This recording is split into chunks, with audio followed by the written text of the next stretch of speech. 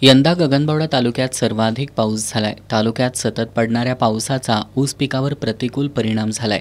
पावसामुळे ऊसाची वाढ खुंटली आहे। काही ठिकाणी तर ऊस कुजून गेलाय। यामुळे शेतकरी आर्थिक संकटात सापडलेत।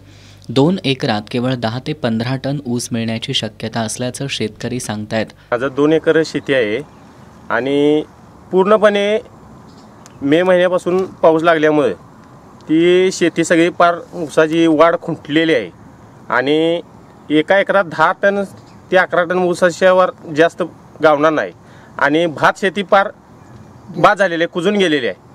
त्यामुळं आम्हाने आता धान्य स्वरूपात सुद्धा काही मिळणार नाही।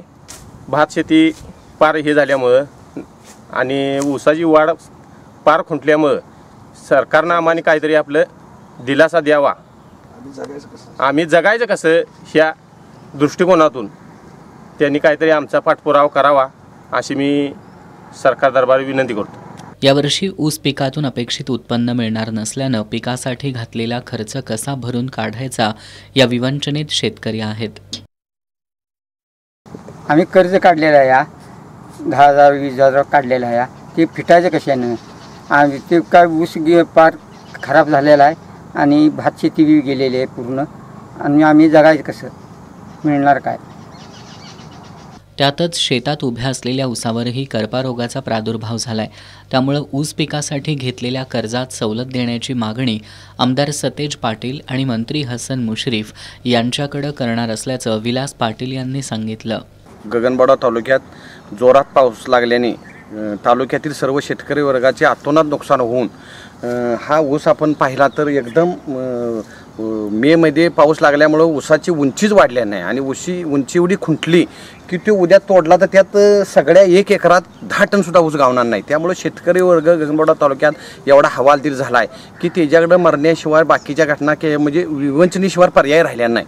त्यामुळं शेतकरी तालुक्याचा विचार करून सर्व जाणकार व्यक्तींनी गगनबावडा तालुक्यातील आमचे नेते माननीय बंटी साहेब पाटील साहेबांच्यावर चर्चा केल्यानंतरनं तहसीलदार साहेबांनी तसा आत्तापर्यंतच्या इतिहासातला पहिला 30 दिवस अतिवृष्टीचा दाखला तसा तहसीलदार साहेबांनी दिलेला आहे।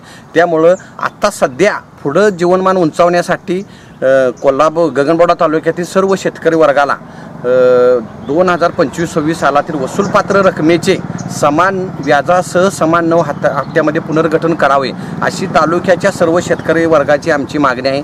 त्याबाबतची बंटी साहेबांच्यावर चर्चा करून जिल्हा मध्यवर्ती बँकेचे चेअरमन माननीय मुश्रीफ साहेबांच्यावर चर्चा करून कालच्या कोल्हापूर जिल्हा मध्यवर्ती बँकेला तसा ठराव केलेला आहे। तो शासन दरबारी सादर करून ती अर्जंटमध्ये अंमलबजावणी करून शेतकरी वर्गाला त्याचं दिलासादायक द्यावा अशी गगनबावडा तालुक्याच्या वतीने मी त्यांना विनंती करतो आणि शासन त्याचा विचार करतील आणि चांगल्या पद्धतीचा निर्णय घेतील आणि तालुक्यातील शेतकरी वर्गाला एक दिलासा देण्याचं काम ते करतील।